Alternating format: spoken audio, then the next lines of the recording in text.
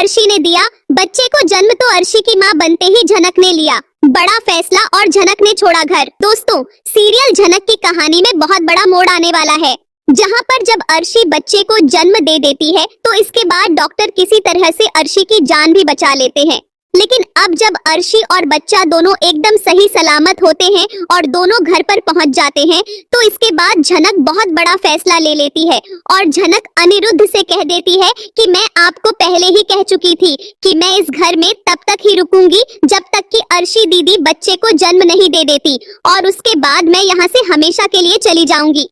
इसीलिए अब मेरा यहाँ से जाने का समय आ गया है और झनक अपना सामान पैक करने लगती है। लेकिन अनिरुद्ध झनक को रोकने की कोशिश करता है और अनिरुद्ध झनक से कहते हुए नजर आता है कि आखिर तुम अकेली कहाँ जाओगी और फिर से तुम्हारी जान के ऊपर कोई बड़ा खतरा आ सकता है। लेकिन झनक कह देती है कि मैं चाहे कहीं भी जाऊं, लेकिन मैं इस घर में तो नहीं रुकना चाहूंगी क्योंकि इस घर से मेरा कोई रिश्ता है ही नहीं। इसके बाद झनक घर छोड़कर जाने लगती है, लेकिन तभी अनिरुद्ध झनक को रोकने के लिए अर्शी को यह राज बता देता है कि जब तुम्हें खून की जरूरत थी तब वह खून झनक ने दिया था। यह सुनकर अर्शी को झनक के अपनेपन का एहसास होता है और अर्शी झनक को रोक देती है और कह देती है कि झनक तुमने मेरी जान बचाई है, इसलिए तुम यहाँ इस घर में रह सकती हो, लेकिन तुम्हें अनिरुद्ध से दूर ही रहना होगा। और तभी अनिरुद्ध भी झनक को रोकने की कोशिश करता है और कह देता है कि अर्शी को अभी तुम्हारी और जरूरत है। अभी अर्शी की हालत पूरी तरह से सही नहीं हुई है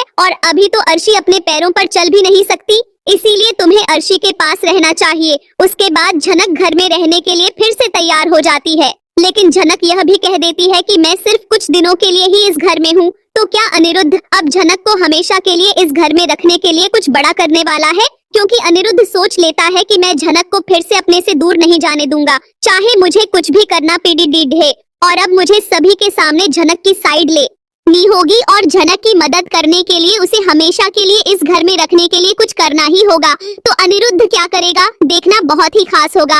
आप क्या चाहते हैं, क्या झनक को अब बोश हाउस में रखना चाहिए या नहीं, कमेंट करके बताएं और लेटेस्ट अपडेट के लिए चैनल को सब्सक्राइब जरूर करें।